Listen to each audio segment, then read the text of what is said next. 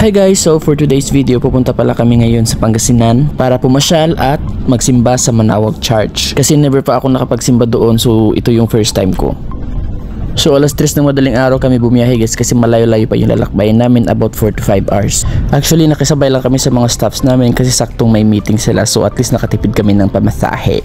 At pagdating namin dito sa Pangasinan guys, nag-abang ulit kami ng sasakyan para sasakyan ulit at sasakyan.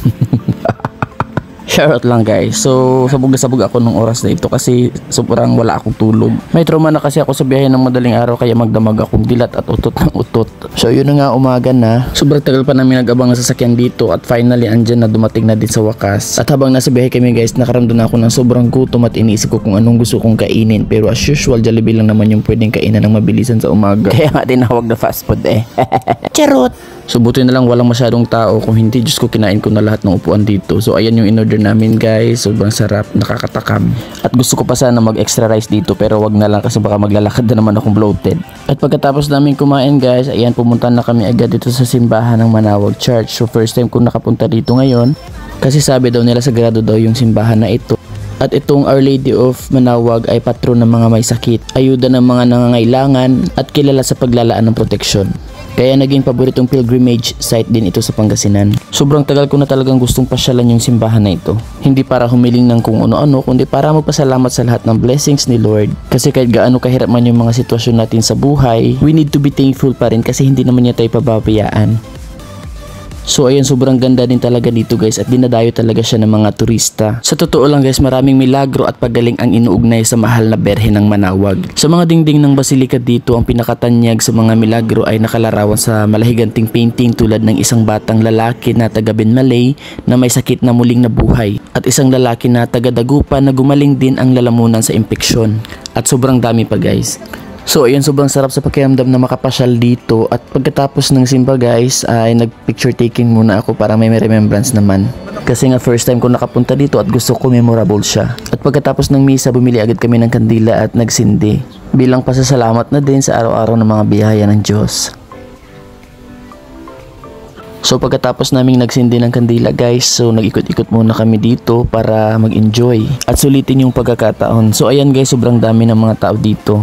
Napaka-religious na mga tao dito guys at sobrang marespeto. So ayun, pagkatapos guys, bumili na din ako nito para may dala akong souvenirs pa uwi.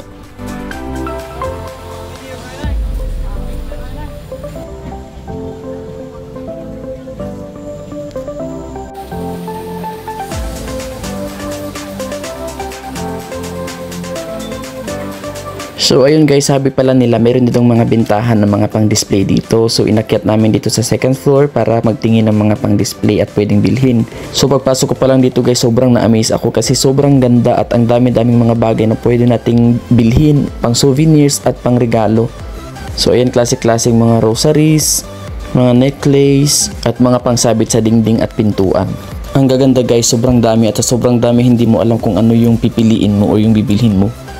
Pero ako gusto kong bumili ng rosary at yung pang-display lang namin sa bahay at sa pintuan. So ayan guys, sobrang dami ng mga pang-display dito.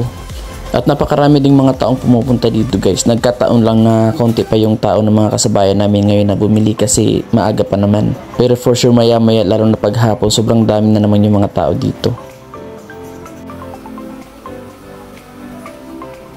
So ayun nga guys, sobrang tagal kong paikot-ikot dito kasi nalilito talaga ako kung ano yung bibilhin ko. Pero yung binili ko dito guys, yung maliliit lang kasi para hindi ako mahirapan sa biyahe. So ito guys yung mga nabili ko kanina. Handy lang at pwedeng ilagay lang sa bag. So ayun guys, pagkatapos namin bumili ng mga souvenirs, palabas na kami ng simbahan para maghanap na naman ulit ng makakain. Charot! So ayun nga, sobrang init din talaga dito pero okay na din yung kesa naman umulan. Mas mahihirapan kami sa pagbiyahe. So ayun, paglabas namin ng simbahan guys, dito lang sa gilid ng simbahan, sobrang dami ding nagbebenta ng mga klase-klaseng bulaklak, mga prutas at mga souvenirs din. At soon bala ko pang bumalik dito para bumili ng mga souvenirs para pang regalo sa amin.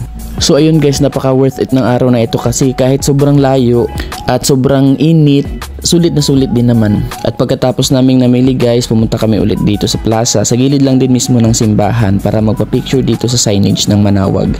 Kasi alam mo na minsan lang tayo makakapunta dito kaya dapat sulitin din natin. So ayan o, pak. Kahit bloated yung chan, picture na picture pa rin.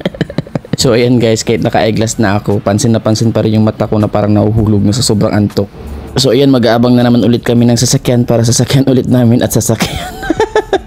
Pero bago kami umuwi, syempre kakain muna kami dito sa restaurant kasi nagugutom na naman kami ulit at ang haba-haba pa ng biyahe namin pa uwi.